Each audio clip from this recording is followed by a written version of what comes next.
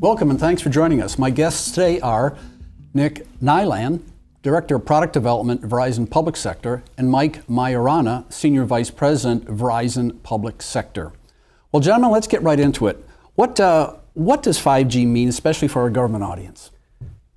Well, John, Verizon is extremely excited about the innovation that 5G will enable for our customers, including our government customers. We're working very hard to engineer, build, design, and deploy a technology differentiator that will enable what we believe to be the fourth industrial revolution, connecting people to people, people to devices, and devices to devices. But 5G is not simply a software upgrade on an existing iPhone. There's a lot more to it. 5G requires significant fiber assets for backhaul to ensure the capacity is there for the throughput expected. 5G requires new spectrum. Verizon is calling our 5G launch or our 5G service offering 5G ultra wideband using millimeter wave spectrum that will enable exponentially faster connections and exponentially lower latency to really enable some amazing outcomes for our customers. We need to work very closely with the cities and municipalities that we're deploying 5G in, as we need access to infrastructure and really strong densification of our cells to have the ability to connect the thousands of devices in such a small area to deliver on the performance that our customers will expect. And then finally, we need a device, a 5G device. Verizon has, in the late 2018 timeframe, launched a fixed wireless service for consumer broadband in 4 markets in America. And we're thrilled that last week we announced the first 2 of our 30 cities for mobility 5G, specifically in Minneapolis, just in time for the Final Four, and in Chicago. Great. Well, you go into an elevator and you hit 4 for 4G, 5G. You would think it's an incremental increase, but 5G is like 50G or 100G, isn't it? It's not just a little change, is it? It's completely transformational. Again, it's not simply a software upgrade on your existing phone. 5G will enable amazing business outcomes for government, for citizens that our government supports.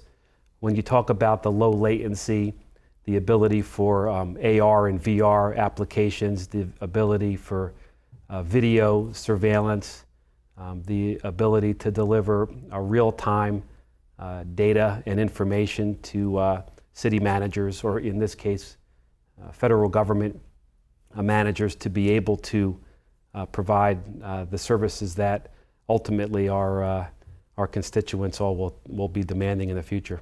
So Nick, now we've got a new system that's faster, lower latency. Give us some examples in the federal government where this can be applied. Absolutely, and I'm really excited for it. What Mike's talking about is not just an evolution in technology, it's that revolution that he mentioned, that fourth industrial revolution that's going to bring together the cyber and physical worlds.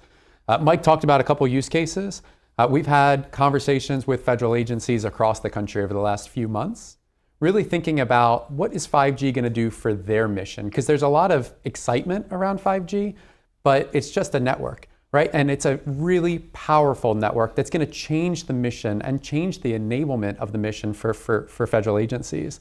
And some of those use cases we're talking about are very hyper-focused on the agency, but there's a lot of use cases that are broad across all of federal. And so those really come down to just a few, right? So one is fixed wireless access.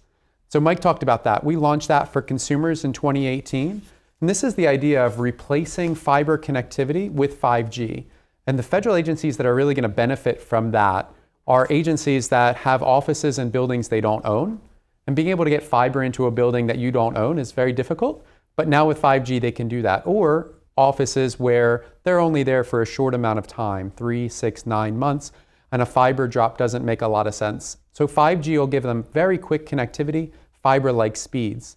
And then beyond that, we have agencies very excited about the expanded situational awareness that they're going to have with 5G. Mike talked about the speeds.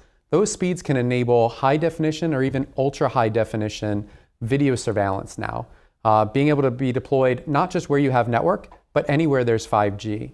And also on the other side of that, situational awareness could mean a better understanding of the physical world around us. So better weather forecasting or better earthquake monitoring with massive sensor deployments. And the last thing I'd say is training and readiness. The government is always looking to have a better trained, better enabled workforce. And through the low latency that 5G offers and the high bandwidth, you're going to be able to deploy better augmented reality capabilities for folks in their job and virtual reality, like Mike talked about, for folks to train. And training is really key in this society, and this technology is changing all the time. Training is really, really important, isn't it, Mike?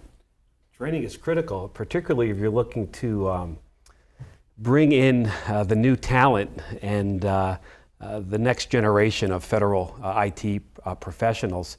These are people that have grown up using technology and have a high command of the technology and a high demand and expectations of what the technology will enable.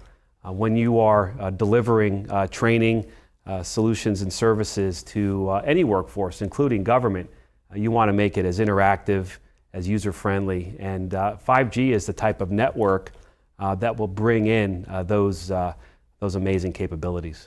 You know, Nick, what's interesting about 5G is that it's putting this technology on a plate in front of the federal IT user, and they can use for things we never can't even imagine now. I mean, the things are going to be, the AR, VR is just the start of what's happening. Absolutely. There's the excitement of having 5G in my pocket now with smartphones, like Mike talked about in our Chicago and Minneapolis. But the really creative use cases, the innovators in this space are thinking about things we never could have done on 4G, never could have done on legacy networks. And it's a matter of what other ideas do people have to better enable missions for federal agencies with 5G? My guests today are Nick Nyland, Director of Product Development, Verizon Public Sector, and Mike Majorana, Senior Vice President, Verizon Public Sector. I'm your moderator, John Gilroy, on the discussion 5G, Modernization and the Art of the Possible for Government, sponsored by Verizon on Federal News Radio, part of the Federal News Network.